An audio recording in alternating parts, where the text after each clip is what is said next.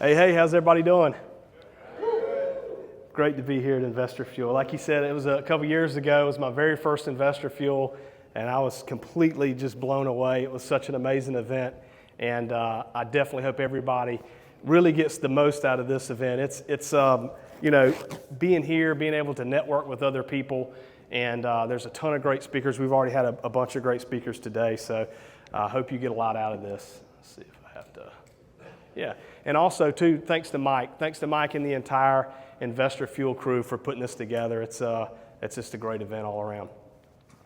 So I want to start out, I've told this story before, but I want to start out and tell a little story my dad told me when I was a little kid.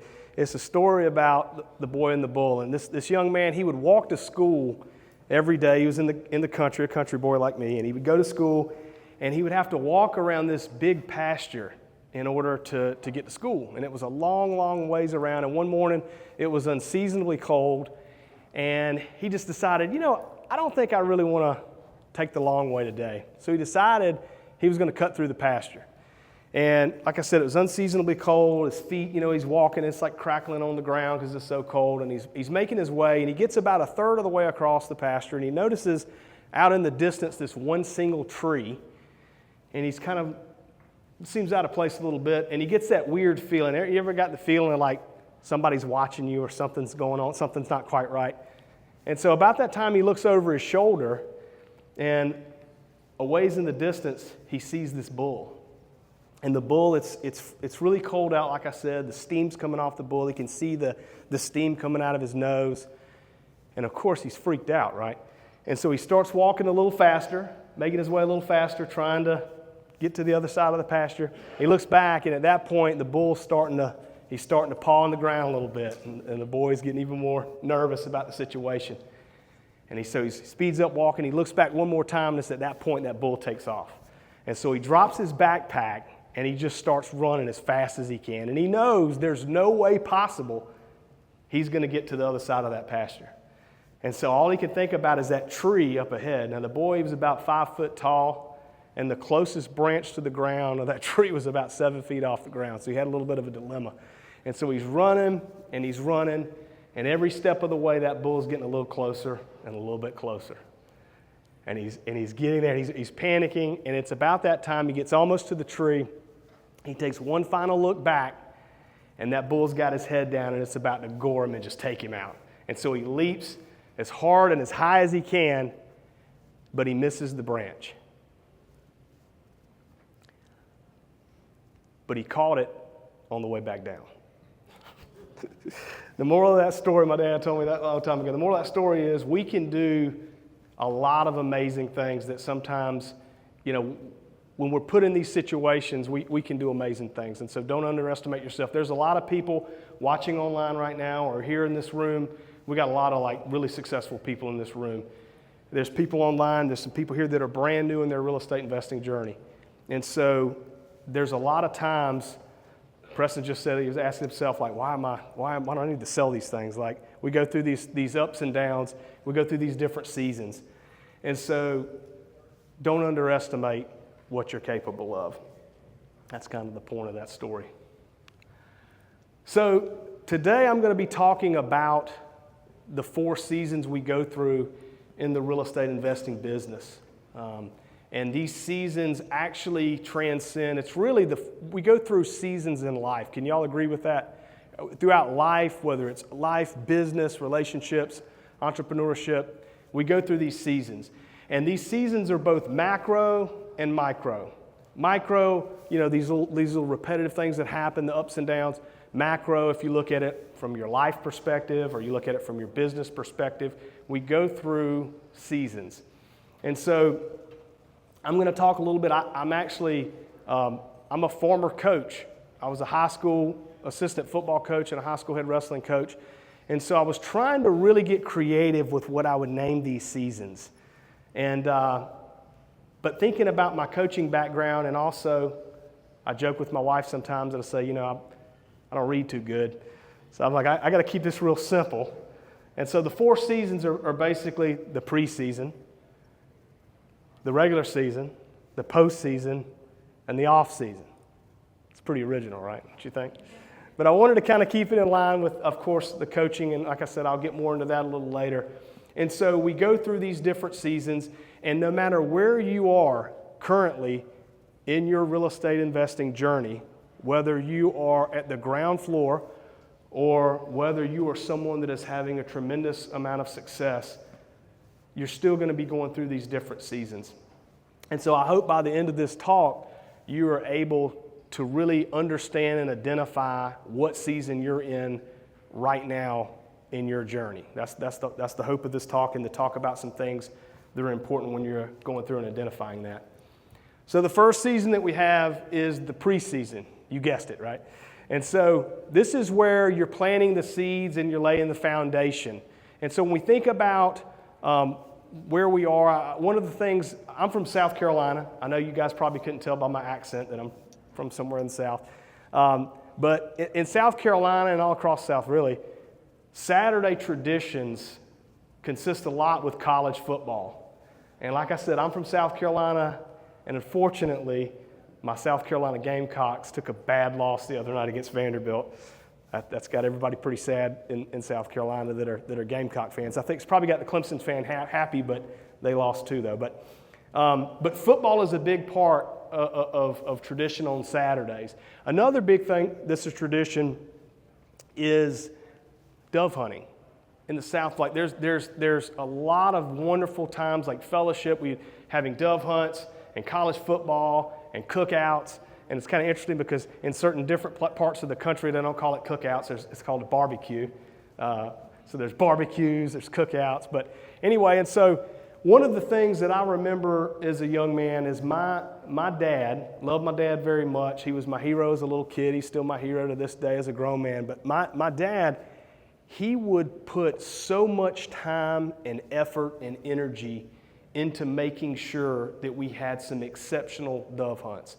And I mean, it was one of the staples I remember of my childhood is us having these big gatherings. We would have, I grew up in the country and we had an 11-acre field, small 11-acre field beside our house. And he would go out, and months before we ever had the dove hunt, he would bush hog the field. He would then go out and plow up the dirt. Then he would take an implement called a disc, and he would disc and turn the dirt over and let it sit for a while and disc it again, and then he would broadcast. He used to plant brown top millet.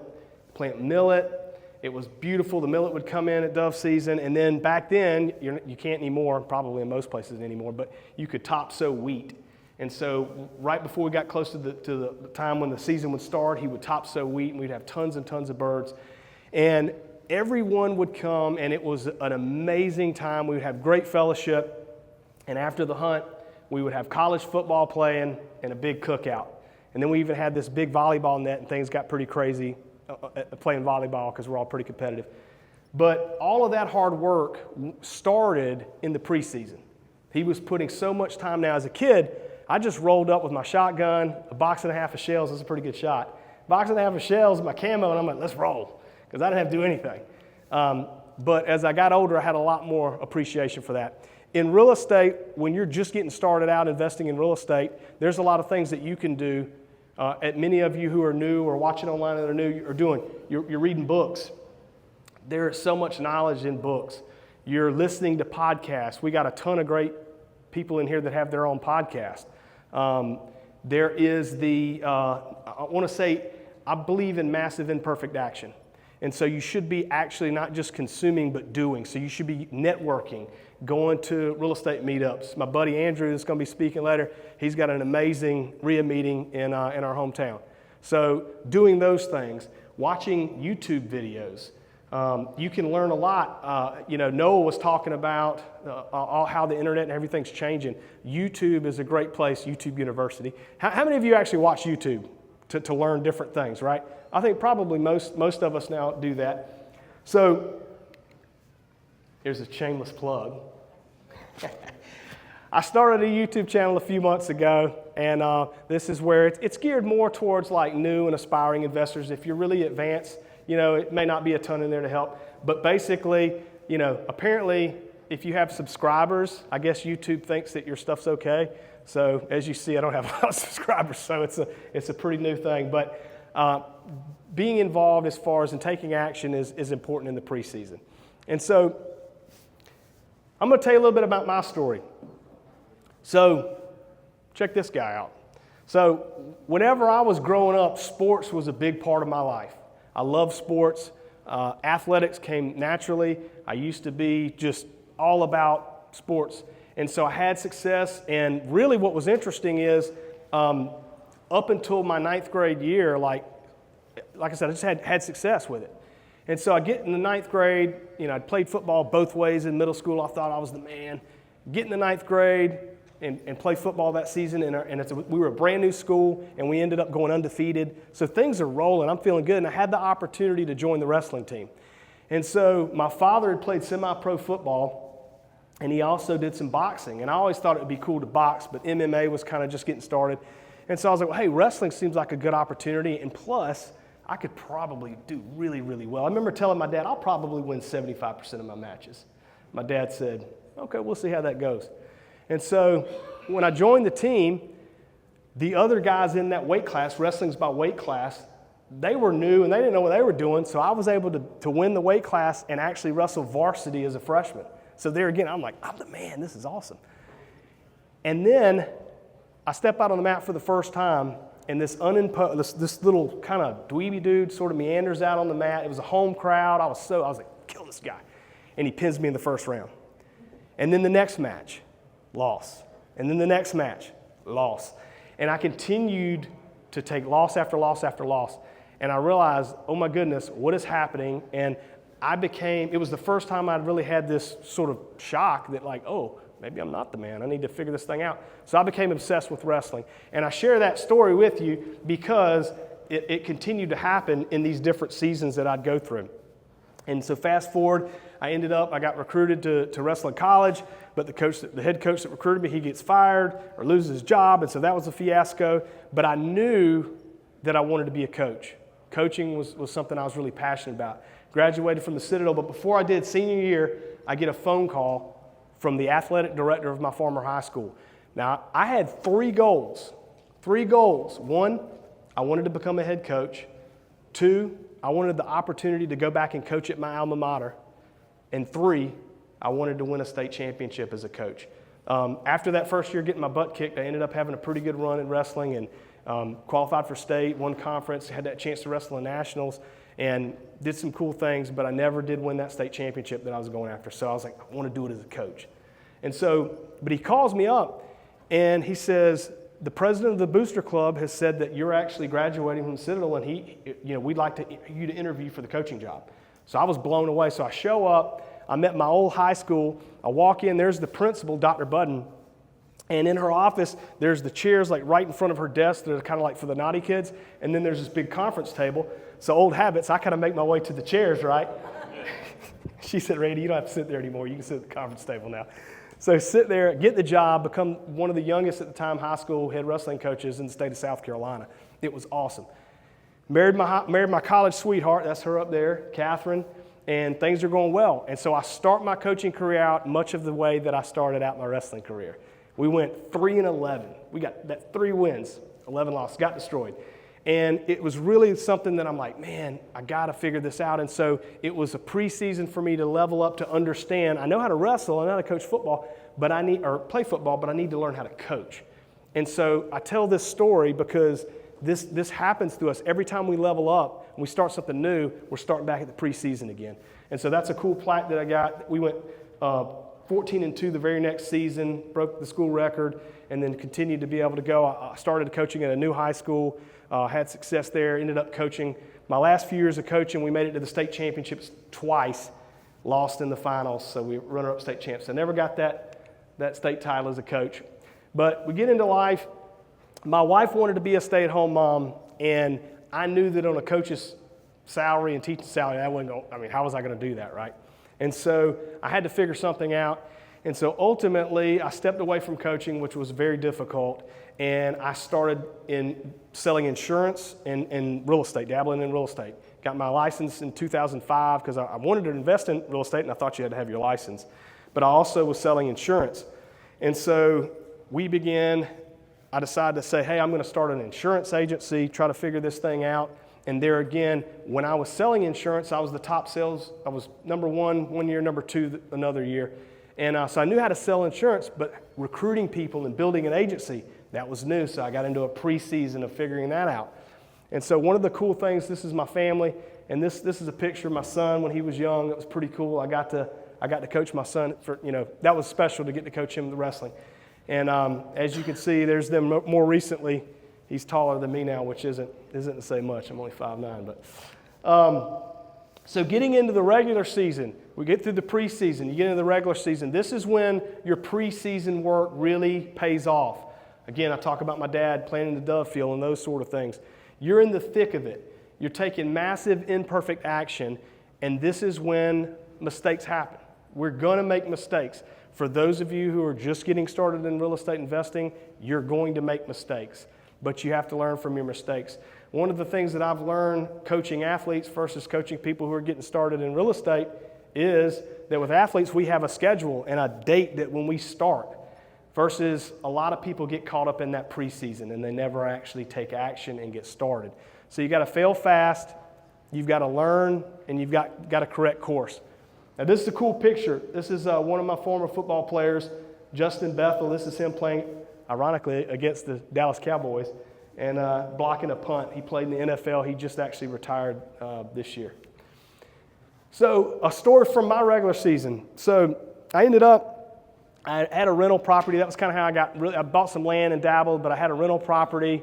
I decided to fix it up and sell it on seller financing. But the first house that I really bought that was actually for investing purposes, I bought this house and I reached out to an agent. It was actually on market. And I said, hey, would they sell it to me, you think, with owner financing? And the agent said, absolutely not. There's no way he would do that. And I said, well, can I talk to him? And I said, I'm an agent too. I'll let you have the commission. Can I just talk to him? And she said, I don't. And so she ended up talking. It was cool. I got on the phone. Within 5 minutes, he agreed to sell me the house with owner financing. So here again, I'm feeling good about things. I'm like, yeah, this is working. So I buy it, and everything after that goes wrong. I go grossly over budget. This is actually a picture of the inside of that house. You notice there's no floor. And I thought I could renovate that for 20 grand. Newsflash, yeah, you can't do a full gut on anything for 20 grand.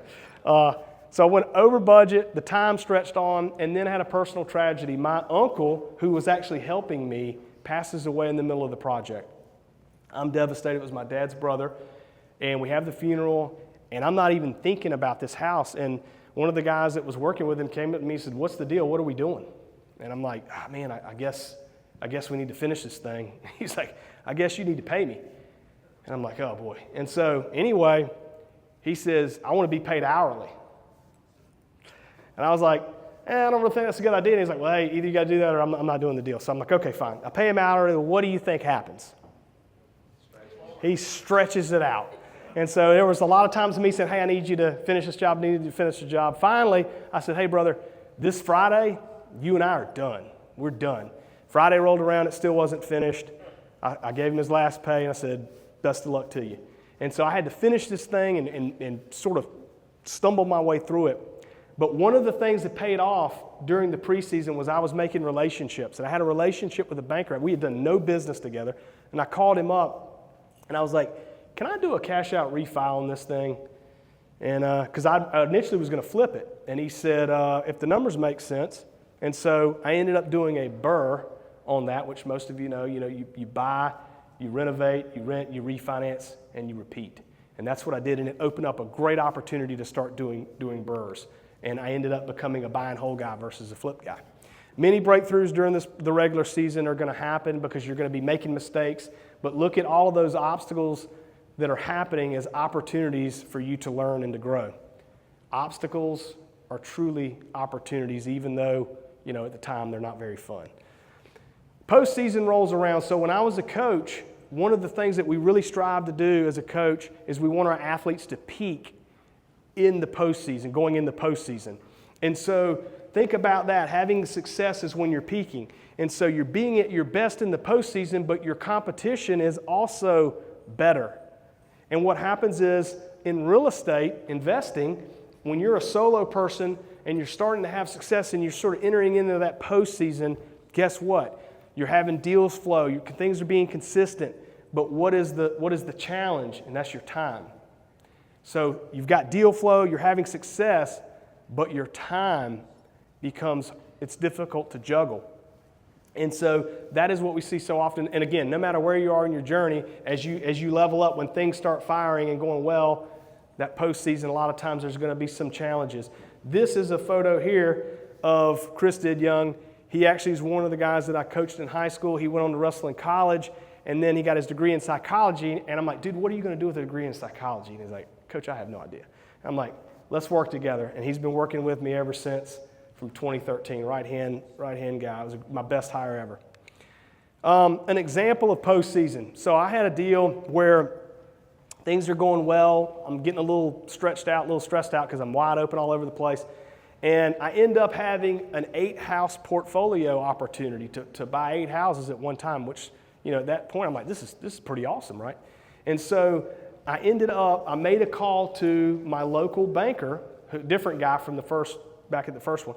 And I said, hey, if I was able to negotiate this, would you be willing to cover 50% of the loan and be in the first position? If the seller, I could get them to cover the other 50%. And he said, sure. And I'm like, wow. He said, yes. And so I ended up going to the seller, and I said, hey, I can get you 50% of the money up front, but I need you to finance the remaining 50%.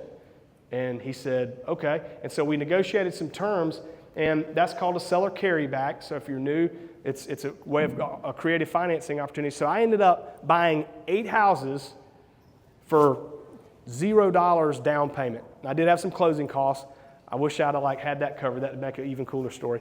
But basically, that's how I structured that deal. And it was an exciting time because, again, things are firing off. It's going well. And I basically ended up, again, the relationships and the networking, when you're here, talk to people. You're going to get as much out of this event as what you put in. So be sure you network, you talk to people. But this was in when things were really going well, and I felt like, man, things are coming together with real estate investing, and I was having a good time with it. Then you have the off season. And the off season is a time to reflect and assess. I think that says access. Whoops. But basically, you're going to be reflecting, and you want to constantly be checking in on your why.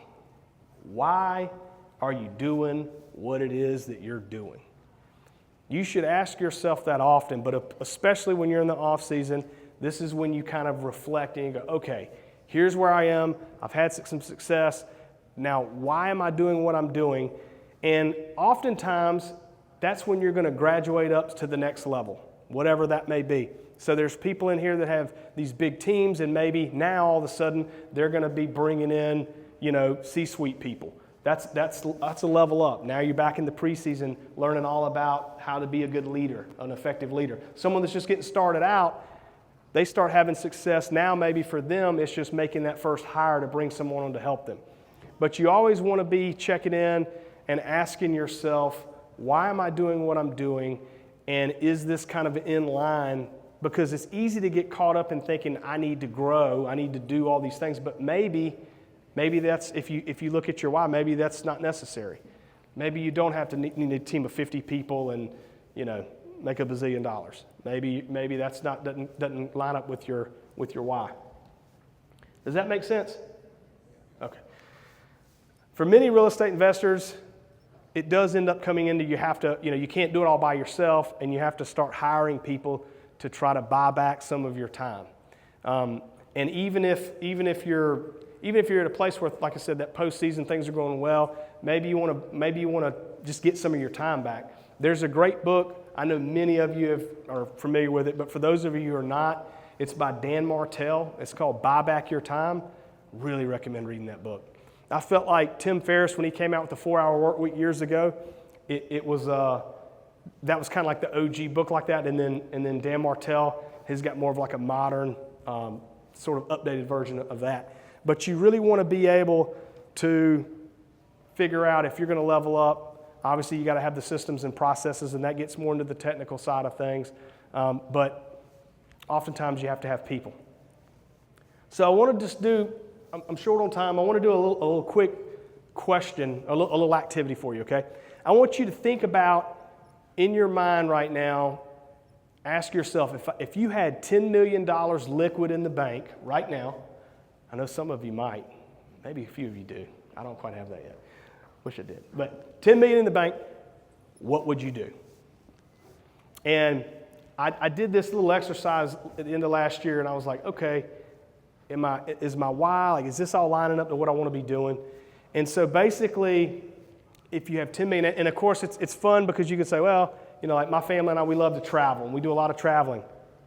But it's like, okay, after you do the fun stuff, after you buy the whatever, you know, then what? And if you start to dig deep, you can kind of uncover what it is that you really want to do and want to, you know, how you want to level up. For me, I started looking at my why and thinking about the fact that, well, I would go back to coaching. I'm passionate about coaching. That's what I love to do. I really, truly love the idea of helping people.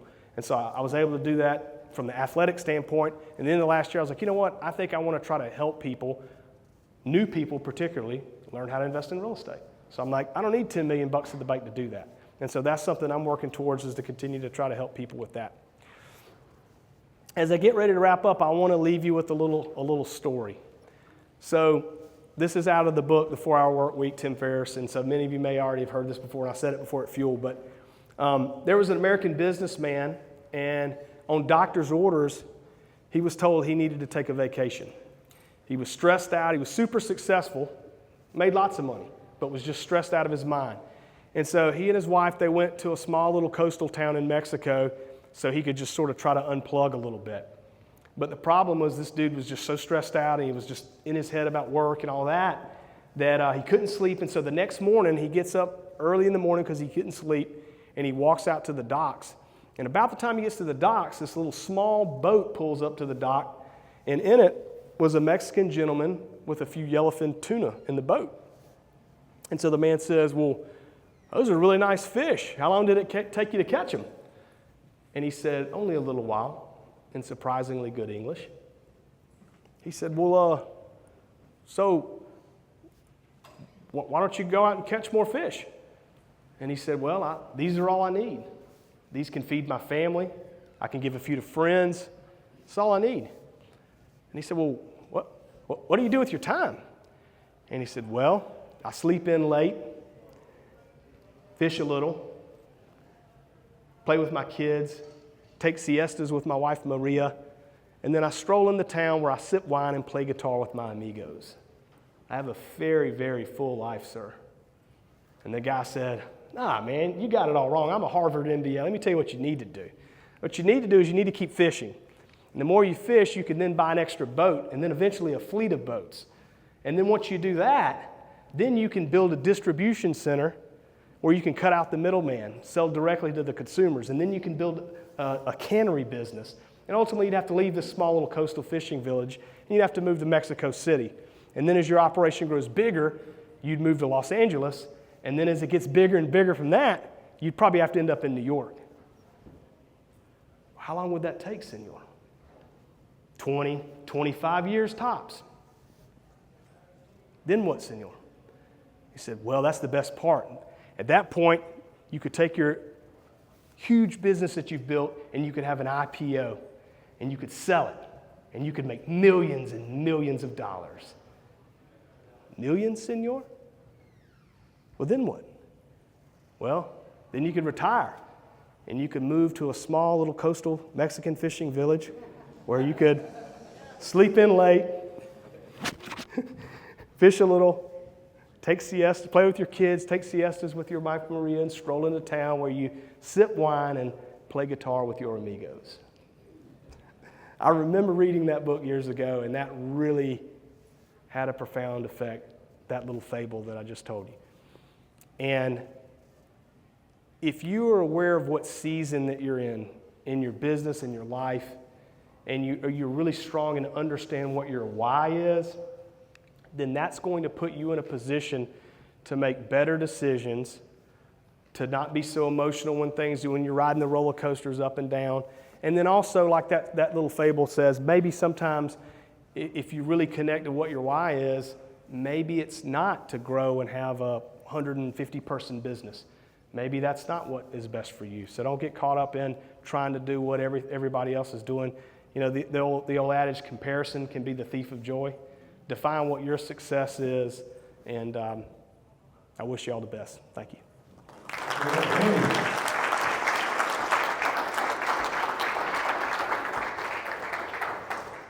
Thank you, brother. Thank you.